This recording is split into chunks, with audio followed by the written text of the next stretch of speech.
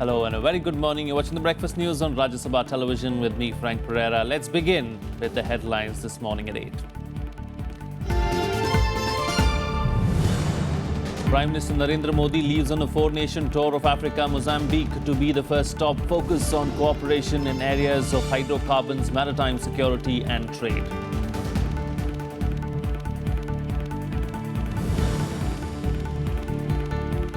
Centre hints at action against controversial Islamic preacher Zakir Naik, says his speech is a matter of concern. Bangladesh asks India to examine teachings with the Dhaka attacker emerging as his follower.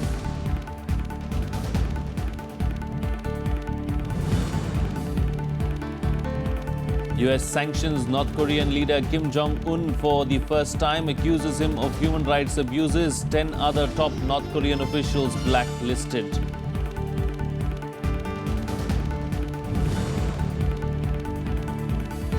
War veterans and families of slain British soldiers demand trial for former Prime Minister Tony Blair over Iraq war. UK inquiry report says Blair took country into an illegal war in 2003.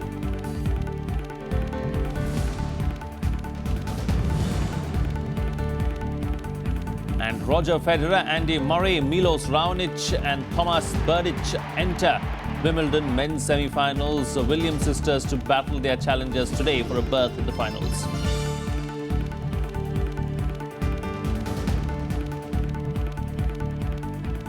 Well, let's begin the bulletin with our top focus. Prime Minister Narendra Modi has left for a four-nation tour of the African nations late last night. The visit is aimed at enhancing ties in the economic sphere and people-to-people contact. The Prime Minister will begin his 5-day tour with Mozambique and then travel to South Africa, Tanzania and Kenya. Here's more. Prime Minister Narendra Modi's visit to African nations will be an attempt to secure their natural resources for India. Accordingly, oil, gas, minerals, food and security will be the focus of his talks with leaders. On 7th of July, Modi will be in Mozambique capital Maputo for consultations with President Filipe Nyusi. India is expecting to finalize a deal to import 1 million tons of pulses with Mozambique. But Mozambique is also the destination for nearly a quarter of the Indian investments in Africa, nearly $8 billion. And this involves a range of major PSUs. Some of these investments made by ICVL, this is a special purpose vehicle which was created. The India-Africa Forum Summit earlier this year, followed by visits by President Pranab Mukherjee and Vice President Mohammad Hamid Ansari to some African nations, underline the importance that India is attaching to the continent. So we are looking at really consolidating the gains that we have made at the IAFS. And that is why these visits were planned this year. And you would note that I said that this was the first half of the year. So we don't yet have the full calendar for the second half. So you wouldn't be surprised that some more visits would come up, both outgoing and actually several incoming visits also that are being looked at. After Mozambique, Prime Minister Narendra Modi will reach South Africa. On 8th and 9th of July, he will meet President Jacob Zuma and other senior officials. The talks are likely to center around deepening a geopolitical and strategic relationship, especially with reference to energy, the UN Security Council and BRICS. We have actually a 5-year-old CEOs forum which will be meeting, which has the top 20 CEOs from India and their counterparts from Africa. They would be meeting, and the leaders would be addressing an enlarged business meet. The next stage of the visit will take the Prime Minister to Tanzania and Kenya. On 10th of July, Modi is expected to meet Tanzanian Prime Minister John Pombe. The discussions are expected to revolve around energy and the solar power initiative. We have this program called Training of Solar Mamas. Solar Mamas are these grandmothers from villages who are brought by Barefoot College. So he will also be meeting a group of 40 or so solar mamas from different parts of Africa, which Barefoot College has sort of trained. We are also actually funding setting up of one of the Barefoot College centers in Tanzania. On 10th of July itself, Modi will reach Kenyan capital Nairobi, where his meetings with various leaders will focus on strategic issues, tourism, sports and cooperation in education. During his Africa tour, Prime Minister Modi will also address the Indian diaspora in each of the nations. Akhilesh Suman's report for Rajya Sabha TV. Well, the centre has indicated that it could take action against controversial Islamic preacher Zakir Naik, who was followed by one of the 5 Bangladeshi militants who carried out the Dhaka carnage. Minister of State of Home Kiran Rijiju said Naik's speech is a matter of concern for the government and agencies are working on it. The government's stand came after Bangladesh asked India to examine Naik's speeches, saying that the teachings are not in line with Quranic teachings. Dhaka says it is investigating how much Naik's teachings influenced the terrorists. Naik, a popular but controversial Islamic orator and founder of Mumbai-based Islamic Research Foundation, is banned in the UK and Canada for his hate speech aimed against other religions. He is among 16 banned Islamic scholars in Malaysia. Wise on the part of a minister to make an announcement that what actions are likely to be taken. These are a matter of law, and the agencies who are dealing with the issues will take appropriate action. We will give all kind of support whatsoever in matter related to dealing with terrorism. Well, central government employees' unions have deferred their proposed indefinite strike from July 11th by 4 months. The threat of strike was against the 7th pay panel's recommendations. The move to delay the strike came after the government agreed to set up a high-level committee to look into their grievances. The government's decision came after representatives of the unions met Home Minister Rajnath Singh on Wednesday. The committee will look into issues raised by various unions involving pay scales and other recommendations of the 7th Pay Commission. The meeting was their second with the government on the issue. Earlier, they had met the group of ministers chaired by Singh on June 30th. The GM also includes Finance Minister Arun Jaitley and Railway Minister Suresh Prabhu. The National Joint Council of Action is an umbrella organization of various central government employees' unions, including Railways, Post and Telegraph and Defence. Meanwhile, nearly a year after the Namami Gange program was announced, the centre will today launch 231 projects along the banks of the river Ganga. The program is to clean and protect the 2,500-kilometre long river and ensuring its unfettered flow. The entry-level project activities include ghat and crematorium construction, riverfront beautification, installation and repair of sewage treatment plants, and other work will be launched simultaneously from over 104 locations, initially in all 5 basin states of the Ganga. Meanwhile, the government has lined up 1,000 projects in different states, including Delhi, Uttarakhand, Uttar Pradesh, Bihar, Jharkhand and West Bengal as part of the National Mission for Clean Ganga. Union Ministers Nitin Gadkari, Uma Bharti, Narendra Tomar and Mahesh Sharma will launch the project in Haridwar during an event which will also be attended by Uttarakhand Chief Minister Harish Rawat. The second phase of the project will begin on October 2018. The Weather Department has said that the southwest monsoon has shown a marginal rise of 1%. Several parts of the country received varying degrees of monsoon, with fatalities reported because of heavy rains in Uttarakhand and Bihar. Here's more. The southwest monsoon rainfall has shown a marginal rise of 1%, with a good amount of precipitation in several parts of the country for the period between 1st of June and 6th of July. All regions except the Northeast and East India region are currently witnessing a deficiency. The monsoons brought heavy rain in Madhya Pradesh, with Satna receiving 245 millimeters of rain in a span of 9 hours.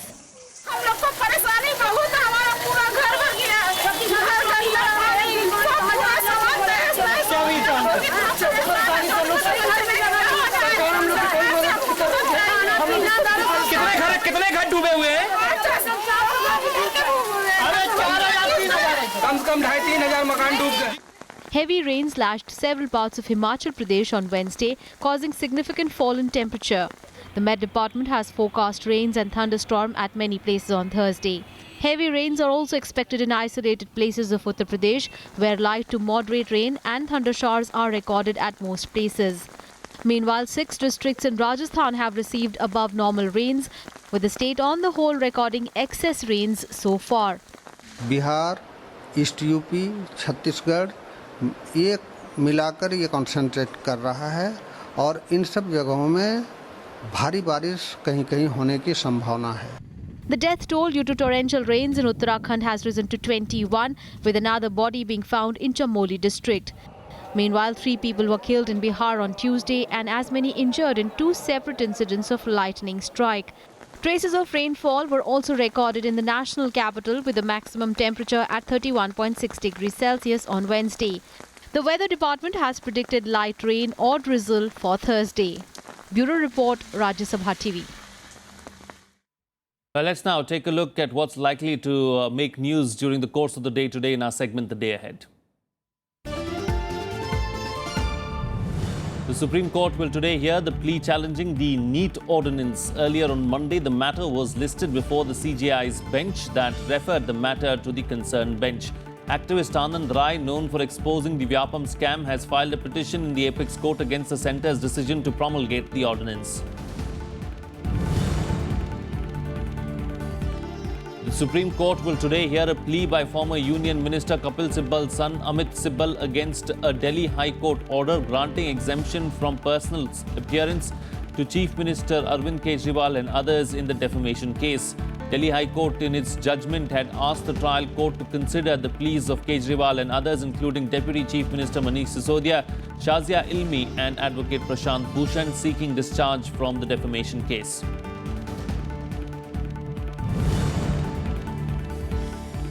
The Punjab and Haryana High Court will hear pleas regarding the Jat reservation case. Earlier, the Haryana government argued defending its decision to provide reservation to Jats over and above the 50% limit laid down by the Supreme Court in the Indra Sawhney case.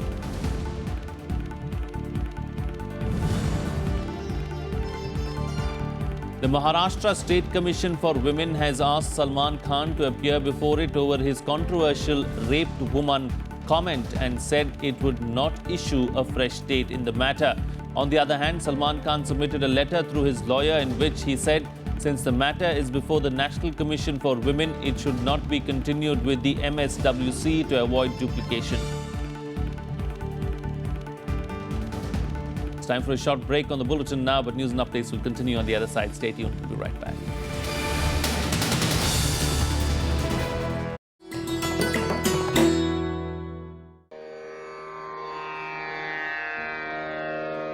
The sacred relics of Buddha were unearthed in Piprava in Uttar Pradesh. Buddhist monks from all over the world visit the National Museum to pay their respects. These charred bone fragments of Buddha are housed in the gold canopy gifted by the royal family of Thailand.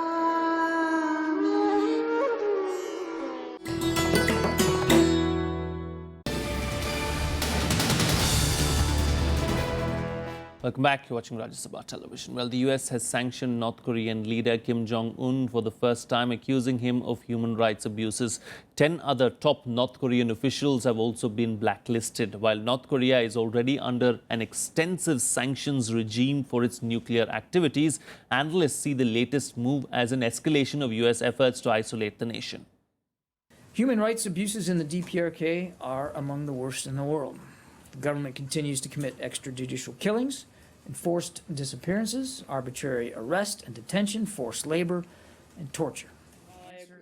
The US sanctioning North Korean leader Kim Jong-un personally for the first time. The Obama administration on Wednesday slapped sanctions on Kim and 10 other officials for their alleged complicity in human rights abuses against the North Korean people. The sanctions coincide with a State Department report documenting abuses in North Korea, and they freeze any property the individuals have in the US and prevent US citizens doing business with them. However, Washington admits the sanctions are unlikely to deter Kim. This is clearly a leader who has resisted many international efforts to curb his provocative behavior and to get him to make the kinds of responsible decisions that he should be making on behalf of his people. But it would send absolutely the wrong message to him and could embolden him to continue these depravities on his own people if you just sit by quietly and say nothing and do nothing and sanction nothing. The sanctions also extend to 5 North Korean state entities, including the Ministry of People's Security, which the report says oversees labor camps and other detention facilities where torture, execution, rape, starvation and forced labor takes place.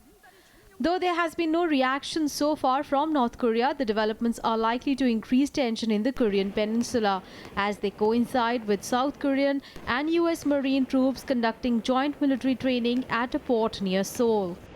한미 해병대는 한미 동맹의 최선봉에 위치한 가장 강력한 부대로서 우리나라 안보를 위협하는 적의 어떠한 위협에도 강력하게 응징할 준비가 완료되어 있습니다. North Korea is already subject to heavy US as well as UN sanctions for its past nuclear and missile activity. But Wednesday's action marks for the first time regime officials have been sanctioned for human rights abuses. Bureau Report, Rajya Sabha TV. Well, the UK inquiry report into the 2003 Iraq war is out, and it has been scathing in its remarks on the action taken by the then Prime Minister Tony Blair. The report blames Blair for leading the country into an illegal and ill-prepared war. Blair says he took the decision to go to war with a heavy heart. The US, meanwhile, has said that it is still battling the consequences of the invasion. There are protests in Britain by war veterans and families of slain soldiers who now want Blair tried in court. It is now clear that policy on Iraq was made on the basis of flawed intelligence and assessments. They were not challenged, and they should have been. The UK inquiry report on the US-led 2003 Iraq invasion is out. Former British Prime Minister Tony Blair now stands accused of leading the UK into an ill-planned, badly executed and illegal war to oust Iraqi dictator Saddam Hussein. The report kicking up a political storm in Britain. I believe there are some lessons that we do need to learn and, frankly, keep on learning. First, taking the country to war should always be a last resort and should only be done if all credible alternatives have been exhausted. The Chilcot report catalogues the failures in planning for post-conflict Iraq and then concludes that, and I quote, the UK did not achieve its objectives. That lack of planning has also been evident in relation to Afghanistan, to Libya, to Syria, and most recently with no plan whatsoever for Brexit. Tony Blair saying he took the decision with heaviest of hearts, but added the inquiry proves he did not lie or deceive. Now, the inquiry claims that military action was not a last resort, though it also says it might have been necessary later. With respect, I didn't have the option of that delay. I had to decide. I thought of Saddam, his record, the character of his regime. I thought of our alliance with America, and it's important to us in the post-9/11 world, and I weighed it carefully. I took this decision with the heaviest of hearts. Anger in Britain as Iraq war veterans and families of the soldiers who died demanding Blair be taken to court. I'd like to see Tony Blair taken to court. I really would. I really, really would. And hopefully that will happen. I don't know whether it be in my lifetime, but hopefully something will be done about this. I'm very ashamed that we had to take part in something that was so illegal and, so immoral. At the time when I joined the army, I was a very young lad, I was only 18 years old. Ended up in the conflict around 19, I think maybe 20 years old. So, as a child, through a very young person's eyes, you don't really see the injustice. It's very much in retrospect that I saw what had happened. It didn't feel right when I was there. I'm very sad about what we did in Iraq. The US that led the 2003 invasion saying the Obama administration has been dealing with the consequences of the Iraq mistakes. The president's long-standing opposition to the invasion of Iraq is well known and has been extensively litigated. So what is true is that President Obama has been dealing with the consequences of that fateful decision for the entirety of his presidency. Future presidents will likely have to do the same. Iraq that remains in chaos to this day says the invasion led to threat of terrorism against the whole world. موقفا ذيليا تبعيا للولايات المتحدة الأمريكية كان يجب على بلير أن لا يذهب بالمنحى الذي ذهب إليه، وكلف هذا الأمر العراقيون ثمنا باهظا كبيرا. The report has been published 7 years after the inquiry was set up. The invasion and subsequent instability in Iraq had by 2009 resulted in the deaths of at least 150,000 Iraqis, mostly civilians, and displaced more than 1 million. 179 British soldiers were also killed. Bureau Report, Rajya Sabha TV. Well, it's time for a short break now, but we'll be back with sports news on the other side. Stay tuned. We'll be right back.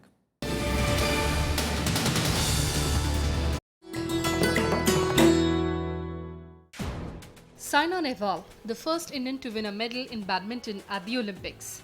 The world #2 ranked player is also the first Indian to win the World Junior Badminton Championships and the first Indian to win a Super Series tournament.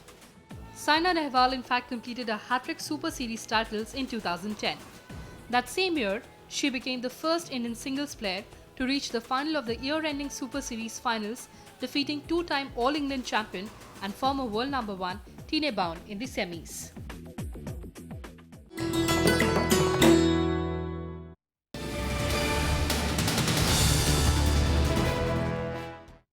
Well, welcome back. You're watching Rajya Sabha Television, and let's begin with sports action now, and we'll start with Wimbledon. Serena Williams will face Russia's Elena Vesnina in the first semi-final today, and sister Venus Williams will take on Germany's Angelique Kerber in semi-final #2. Meanwhile, in the women's doubles, #1 seeds Martina Hingis and Sania Mirza will take on Timea Babosand and Yaroslava Shvedova in the quarterfinals. And in the men's doubles, Pierre Hughes Herbert and Nicolas Mahut will play against Treat Huey and Max Mirri.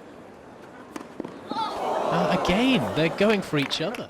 Let's take a look at what happened in Wimbledon last night. Seven-time champion Roger Federer came back from 2 sets down to win a classic against Marin Cilic and advance to the Wimbledon semi-finals. Federer saved 3 match points in the fourth, breaking Cilic's resistance 6-7, 4-6, 6-3, 7-6, 6-3 in a 5-set thriller. Meanwhile, 6th seed Milos Raonic moved to the semi-final with a victory in 4 sets over American Sam Querrey, the same man who knocked out top seed Novak Djokovic. Raonic sealed the match 6-4, 7-5, 5-7, 6-4 to move into the last 4. He will next face Roger Federer in their semi-final clash on Friday. Meanwhile, 10th seed Thomas Berdych knocked out 32nd seed Lucas Pauli in straight sets 7-6, 6-3, 6-2. He will take on Andy Murray in the other semi-final on Friday. Britain's #1 Andy Murray survived a tremendous fight back from the 12th seed Joe Wilfried Tsonga to win 7-6, 6-1, 3-6, 4-6, 6-1 and secure the semi-final berth. He reached his 20th semi-final at a major. Murray will face 2010 Wimbledon runner-up Thomas Berdych on Friday. Moving on to news from the Euro Championship. Now, Wales's dream run at the Euros came to an end after they were defeated by Portugal in the semi-final on Wednesday 2-0. The Portuguese kicked off the second half with a bang when Ronaldo scored in the 50th minute. They then scored in quick succession when Nani netted in the 53rd minute. Meanwhile, Germany will take on France in the other semi-final of the European Championship today at the Stade Velodrome in Marseille. This will be the 5th encounter between Germany and France at a major tournament, but first in the European Championship. Both the teams met in November 2015. France won 2-0 in a match marred by the Paris attacks. Argentina and Barcelona footballer Lionel Messi was sentenced to 21 months in prison for defrauding the Spanish government of $4.5 million between 2007 and 2009. Messi and his father were found guilty of 3 counts of tax fraud in Wednesday's ruling by a court in Barcelona. However, neither of them is expected to serve a jail term, as prison terms of less than 2 years can be served under probation under the Spanish system. Meanwhile, Messi's father has decided to appeal against the sentence, terming it incorrect. In more sports news now, Paralympian Oscar Pistorius was sentenced to 6 years in jail in connection with the murder of his girlfriend Riva Steenkamp. Pistorius said that he will not appeal against the sentence. Pistorius was convicted of killing Steenkamp at his home in Pretoria in the early hours of Valentine's Day 3 years ago. Oscar Pistorius was sentenced to 6 years in jail for murdering his girlfriend, Riva Steenkamp, in 2013. The South African Paralympic athlete listened with his head down to the verdict that finally brought down the curtain of the trial drama. I am of the view that a long term of imprisonment will not serve justice in this matter. Mr. Pistorius, please rise.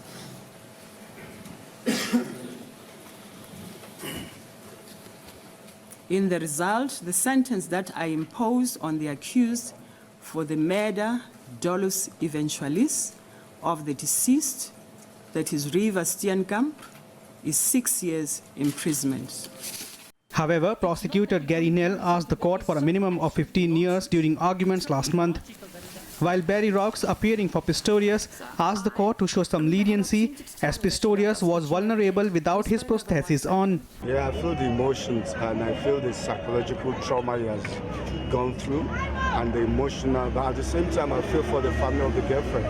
It's why we have to face the reality, is the justice right now. But to be honest with you, from my own perspective, I wouldn't want him to get less than a year of what he has suffered from. I wish Oscar should have just thought about it, that this action wouldn't have happened, because, you know, considering where he is now, you know, and considering what he's been doing before, I wish he could have just have someone to advise him. I feel sorry for him. I honestly think that he could have gotten more years because of the crime that he committed. Because every crime, as they say, every crime, a person should pay for what they did. So 6 years is really little, too little. Pistorius has already served 1 year in jail over his previous conviction of culpable homicide, convicted in 2014. He is legally obliged to serve half of his new sentence in prison before being eligible for parole. The 6-time Paralympic gold medalist shot Steenkamp in the early hours of Valentine's Day in 2013, claiming he mistook her for a burglar when he fired 4 times through the door of his bedroom toilet. Bureau Report, Rajya Sabha TV. And finally, people around the world are celebrating the 3-day Eid al-Fitr festival, which commemorates the end of Islam's holy month of Ramadan.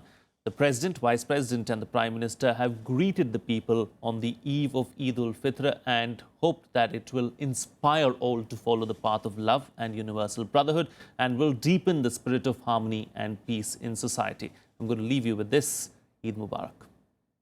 Assalamu alaikum, assalam. Eid ka hai yaro ye payam, ye Eid ka tyohar hai, खुशियों का है त्योहार, ये ईद का त्योहार है, खुशियों का है त्योहार, ना तेरा है ना मेरा है, ये सबका है त्योहार, ये प्यार का पैगाम है, ये प्यार का पैगाम, मुबारक ईद मुबारक, मुबारक ईद मुबारक.